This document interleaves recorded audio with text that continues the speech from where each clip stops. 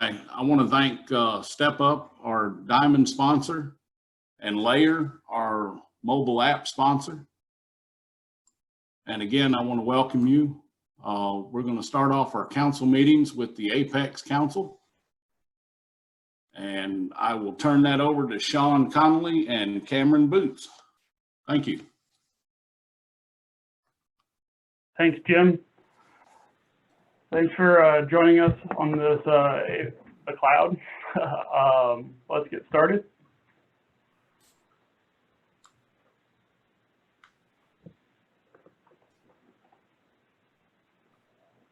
Cameron.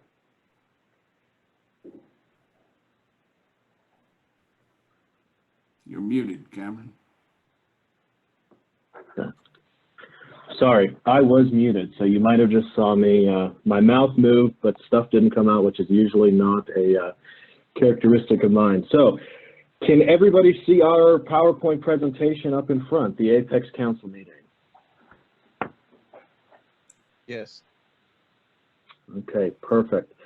So, how we would like to kick off this virtual committee week this week is with the Apex Council meeting and an update from Sean Connolly and myself of everything that we're currently working on, as well as the feedback and advice that we would like to get back from the attendees that are on this call, as well as the mentors that are on this call. But for some of new individuals that are joining us via virtual that may have not been at past committee weeks, we'll give a brief overview of what our goals with Apex is. So Apex is a council that is leading the charge with the SAIA in regards to getting new blood and new involvement, not only within the industry, but the association. The big thing to highlight, it's not just for younger blood or younger people. It is also engaging, let's say, industry leaders across the scaffold and access industry that may not have been involved with the association prior, that we can get involved. I mean, I think even the past couple of years, we've seen some very experienced individuals that have been in the scaffold and access world for 20 plus years that are now just getting involved, and they've been able to give us insight from their perspective that has been very helpful. Just two shout outs. I don't know if they are on the call, but I will mention Forrest Hester being one, who I remember at the first committee week in 2017 that I was a part of was also his, as well as Micah Turner, who Sean McDonald can preach very highly about, that he has come from attending an accredited training institute competent persons course to now being a very engaged trainer within the accredited training institute. So kudos to those two. Those are just two examples of many, but if anything, that is our purpose and that is our goal. This is also a presentation that don't just expect us to talk the whole time and then it's going to be done. If you guys have any input throughout this presentation, speak up, interrupt us, pull a millennial move, and interrupt the millennials. Feel free to do that. We want to keep you guys engaged. We understand that it is a little difficult to do that with this current setting, but feel free to stay engaged, and we're going to give you an overview of what we've been working on, as well as some current new initiatives.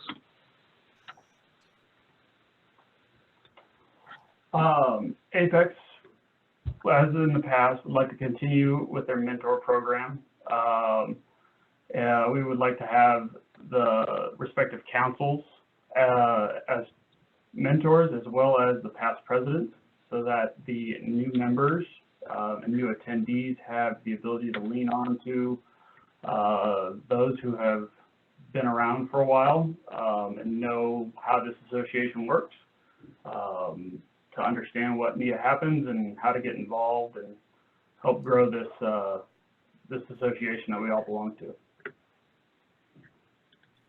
Do we have any current mentors on the call?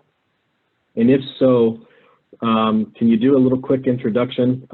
Even if you've been a mentor that has been previously engaged within the past couple of years, if you're on this call, just do a quick shout out, hey, who you are, just in case we have other attendees that are curious in regards to if they have a mentor close to them.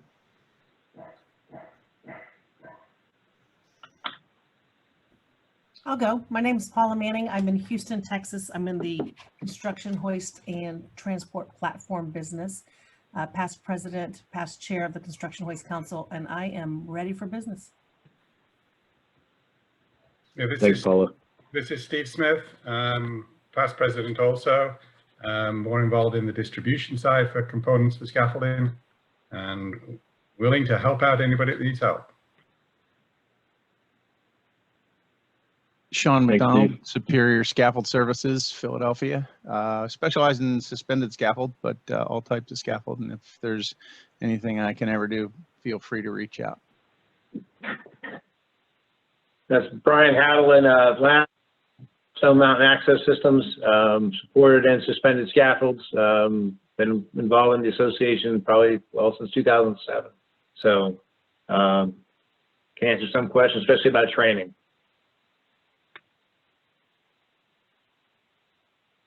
Chris Moody, Direct Scaffold Supply out of Houston, Texas.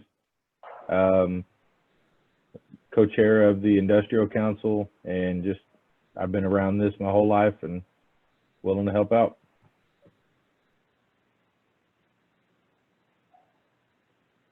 Jim Holcomb, always willing to help, current SAIA president.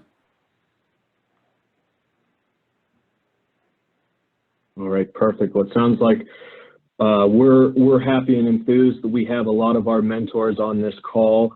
They've always been engaged with our processes in regards to committee week as well as the annual convention. Now let's go, we want to go over a couple of the initiatives that we're working on, specifically the mentors checklist. One of the reasons why we are looking to get this up and running is there always seems to be a lot of engagement with the Apex Council at committee week as well as the annual convention, but in between is where we're really looking to pick up the pieces. We believe that a mentors checklist is going to be a good reference point to get out to our members. So when, let's say, we get new association members that may be in their area, or just members that have individuals that want to get more involved within the association, we're going to look to, instead of just saying, hey, here's a new member, go give them a call. We're going to provide you a mentors checklist in regards to what are some specific ways to get engaged. We're still working on this, but this is something that Sean and I, once we complete, we're going to get it over to Matt Morgan, who is our designated person with the board, and get it and just discuss it amongst everyone in regards to any updates that they would like to make to it, any feedback. But we believe this will be a good starting point with our mentors. Now for our next, into our new initiative that we want to go to start working on. So together we all can reach the next generation of the scaffolding industry and provide them with the access to be successful. Cameron's going to start off with getting us introducing everything of what we're trying to get into. So really, this was a reach and access is a name that we came up with just obviously in conjunction. It has to do with what we do with our industry, as well as you saw from the previous slide, what we're looking to do is reach new blood, new engagement within the industry, and provide them the access that they need to be successful. Which obviously that is a statement that we've created that I think goes along with what this association has looked to do for the past 50 years. And as new engaged blood, as with Sean and myself within the association, it's what we're looking to do to carry the torch in regards to get engagement with newer members and newer employees of members. But specifically, really what we're looking to do in the idea of reach and access is this is an opportunity for, let's say, I'm going to use some of our mentors as example that we have in the call. Let's say Stone Mountain Access wants to host a training event at their location, whether it's in Atlanta, whether it's in Chicago, or even Superior Scaffold in Philadelphia, in regards to inviting local high schools, local trade schools, linking up if they're a union operation with the union halls in regards to, hey, we want to teach these younger individuals that may not know what they want to do in their career or want to get some insight on something else that they can do if they're not ready to go to college per se, in regards to what they can do with us. And it's almost like an employee development opportunity in regards to having those individuals come to that location, giving an overview of, hey, this is what's important in regards to keeping inventory in a yard, or in regards to getting a crew from Associated Scaffolding, for example, to build a scaffold to show individuals what it's like to do this. Like you might have driven past this when you've gone past a job site, but you know actually what this scaffolding entails, specifically stuff like that. So it is an opportunity for not only the industry, but as well as that local scaffold and access company to really start to engage with local high schools, trade schools, as well as anybody that would be interested in that that area, to really show them this is what that company down the road that you pass or you pass their signs on a construction site does, to give them insight in regards to what they could potentially do as a career with that company. With being part of a scaffolding company, I feel like I can go as far as saying that all companies in the scaffolding industry are experiencing the same issues. As someone who is helping with the family business and are aware of the struggles we are facing, we are looking for scaffolding erectors and other employees to fill positions in our business so that we can grow and be successful. The Reach and Access programs, as Cameron said, would be events around the country which would be hosted by major players in our industry.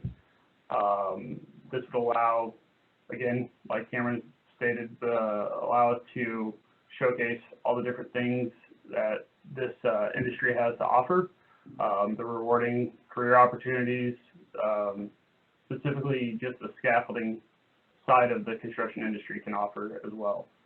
Our targeted audience, high schools and college students, as well as former military, and people looking for a second chance.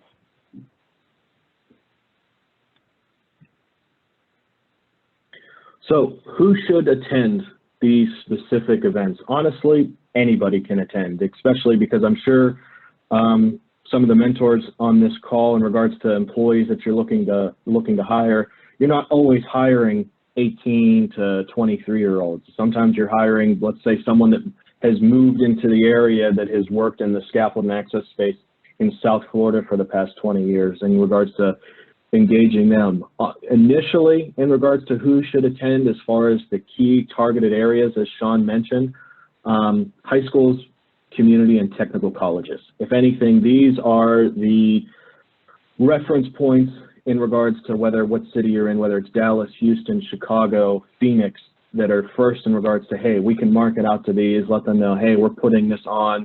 Can you get us in touch with who we should talk to as far as who can get this information out to students or members within the society in regards to that. But honestly, if we're able to get these, if we're able to get the technical colleges involved, I mean, if anything, those students already have vocational and technical abilities that I think would transfer, as well as you guys can agree, that would transfer well within that industry, as well as it's just a way to target people that may not know what they want to do yet, but they don't know what the scaffold industry holds. I'll give you this example with me specifically. So yes, my background is the insurance side, the safety risk management side. The apple didn't fall far from the tree. I got into construction safety when my dad started it in 1971, a year after OSHA went into effect. And I was involved, I went to job sites with them as a kid, and I always knew what scaffolding was. I didn't know there were actual scaffold and rental companies outside of Safeway. Don't give me crap, don't give me slack for this, until I was 21 and got introduced to the opportunities with Allied Insurance Brokers and what they do. But if myself doing that with the involvement I had within the construction safety industry didn't know until I was that age, imagine what individuals that didn't have that experience in their life don't actually know within the scaffold and access space. So I think, and it's honestly, as we always discuss at the Apex committee, that this association is very close-knit. It is like a family. I think that could be a very welcoming opportunity for a lot of these younger individuals that don't know what they want to do yet, to introduce them to a great organization as well as a great industry.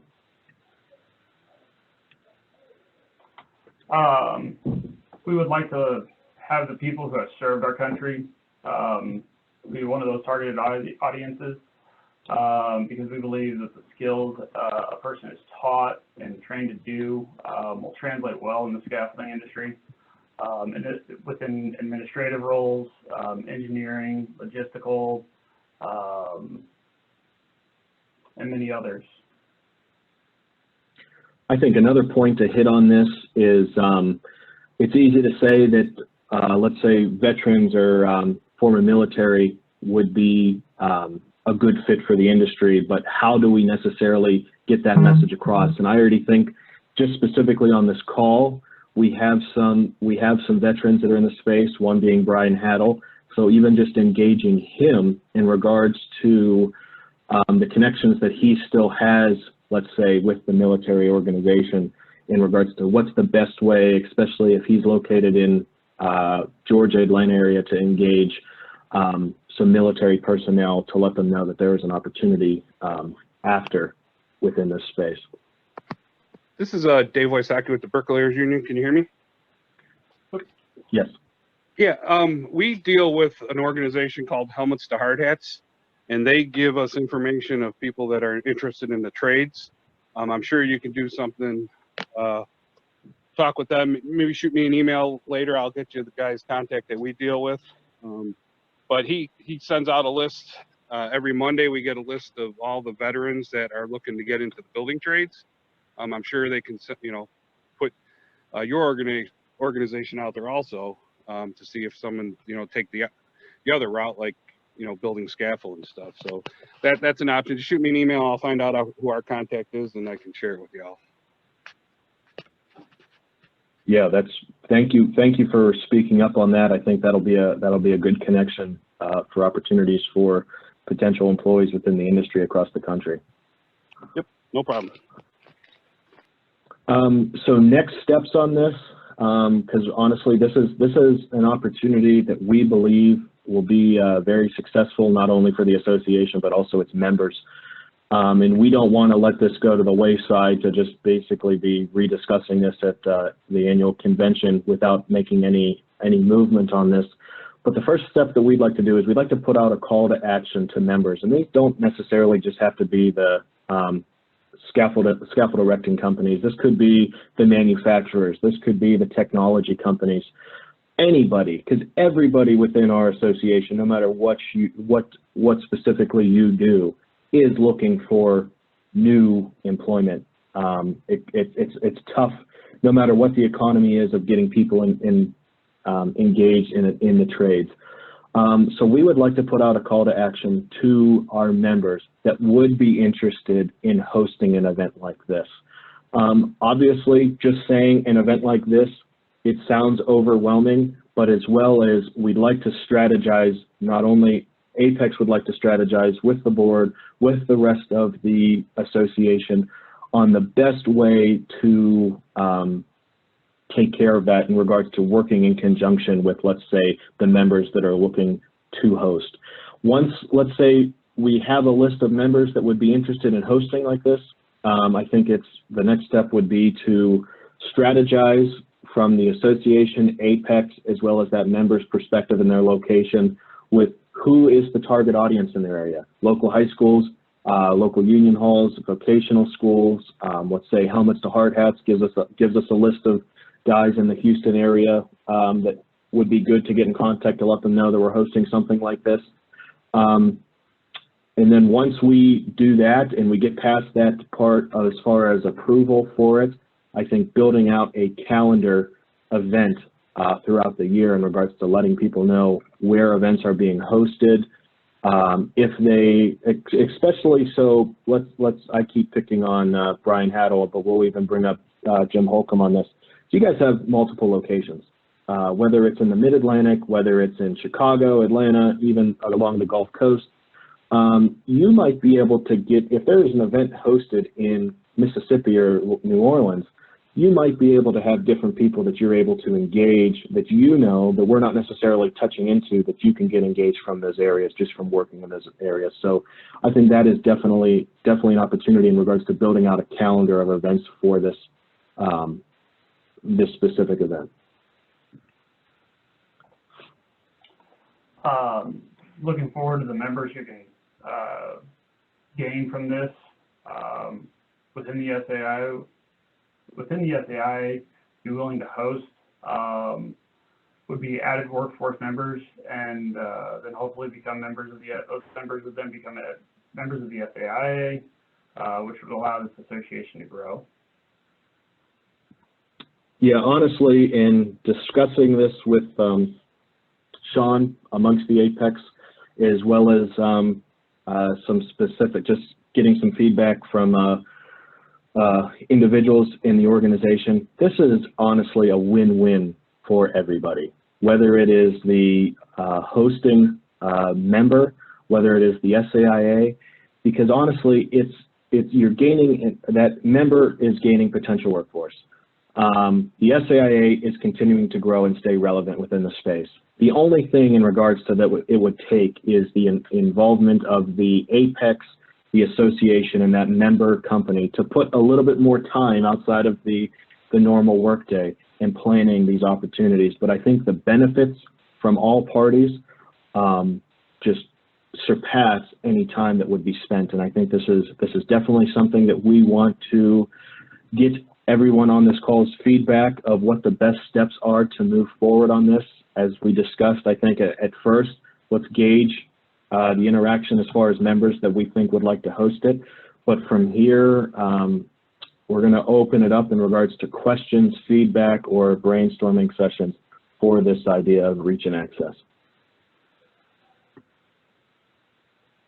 Morning, Harold. Hope you're all well. I see no masks. This is good.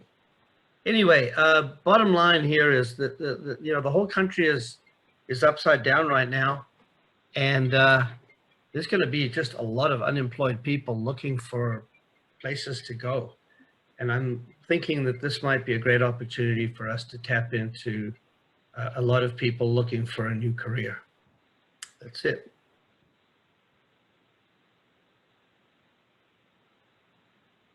Yeah, I think that is definitely a great point and a great opportunity of, let's say, a phoenix rising from the ashes within the association to gain more interaction and engagement.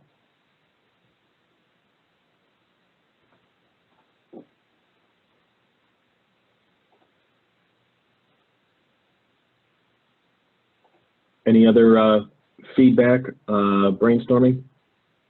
This is Ali with Avanta Software. Good morning, everyone. I was just going to say, put us on your list with the virtual reality and augmented reality scaffold apps we've got. There might be something we can do to help kind of supplement these engagement efforts to, especially for the younger crowd that might want to see the technology side of things. So definitely loop us in as you're discussing what to do with these events. Do you have an idea or a list of things that you're going to have at these events, like an itinerary kind of thing that you would publish out ahead of time? Well, I think, Wendy, that is a great question. I think it's going to be case-by-case basis depending on, let's say, who is hosting it. So a direct scaffold supply, let's say, versus a scaffold erector would probably definitely be different. But in regards to ideas that we've had, putting out everything in regards to the operation or a a job opportunity within an organization, I think needs to be built within that itinerary. So everything from, let's say, sales, estimating, the actual labor side of things, just to show that it's, yes, is most likely a job going to start maybe as like a hand in the yard, correct? But let's just show and develop where that job can go into. I think as well with Ali's input of the technology side, obviously technology is playing a huge part for all of our members right now. Let's say if, not saying that Ali is going to attend all of these, but if a designated representative from his company or somebody local that can really preach what they do, and that could be a portion of it, the technology portion of how that is utilized within a scaffold company, as well as just the leadership of it. Let them know. Let's say we got some young entrepreneurs that have some money to spend, showing them the opportunity of what there is in this space to start up a scaffold opportunity. So we've been doing a session with the owner. But I think that is something that I'm glad you brought that up, Wendy, because I think as well as a call to action, that is something that we need to work on. I think the mentors will have great feedback on that in regards to an itinerary of what they see for an event like this, whether it's a couple hours, what do they see will be impactful, what is the messaging that, or the pitch that they would like to get across to these younger potential workforce. But I think that is something that we're going to take note of and that we will look to develop. On top of the technology side, I would also suggest maybe something along the lines of using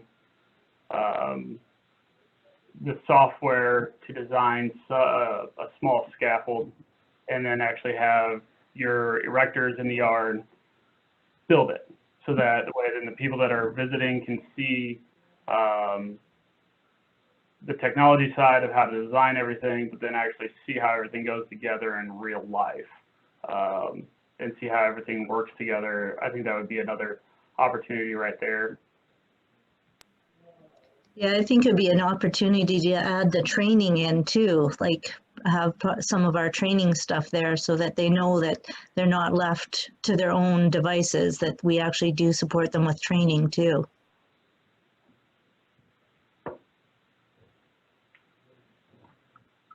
Yeah, I think that's a great idea. Anybody else's input?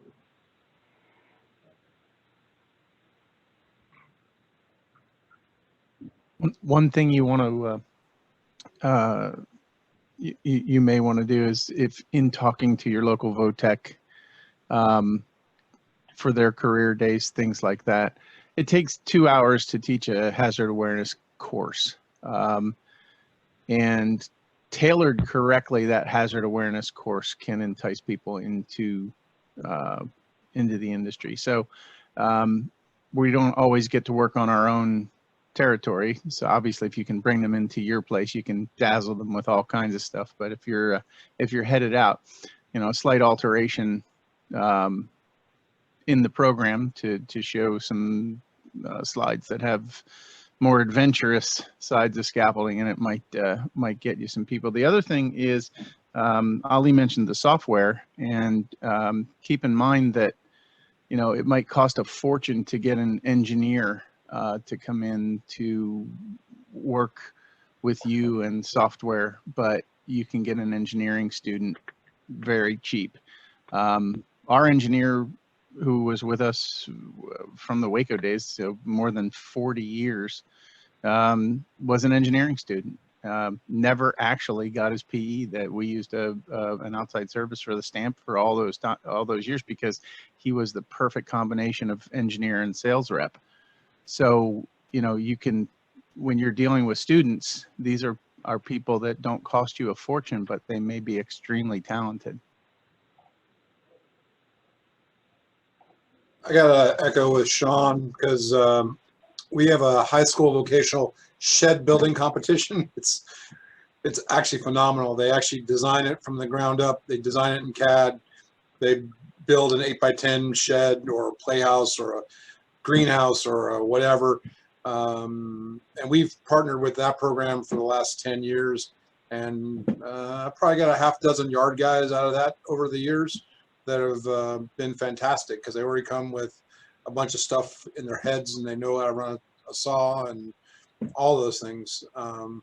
So just sponsoring those events like that oftentimes can get you into a space where now the teacher's saying, hey, if you need a job, here's this company that may be looking to hire somebody. So some worked out great and some didn't, but we had a nice pipeline that's run through Skyline and Burbank High School together for the last 10 years or so.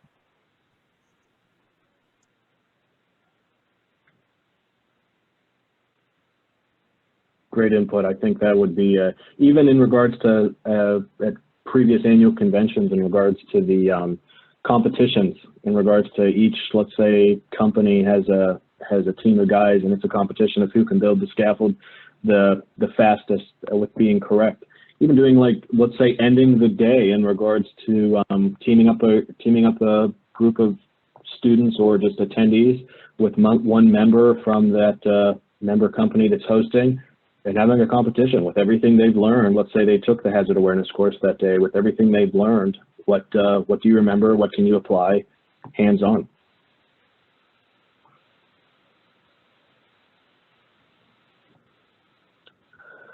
So next steps moving forward on this, we are going to work with our representatives in regards to reaching out, maybe putting a call to action just to gauge interest of who would be interested in hosting an event like this, as well as from Wendy's input, building an itinerary that obviously is most likely, as we continue to host these events, is going to improve as we learn what people are going to like, what they're going to be engaged upon. So I think the next steps moving forward within the next couple of months is putting that together and then really seeing where this develops from now. Obviously, Harold brought up a good point with the current situation. It's obviously going to be hard to get a bunch of people, 700 people together at once to do this, but planning in regards to maybe taking an opportunity from the situation of people being out of work to move this forward.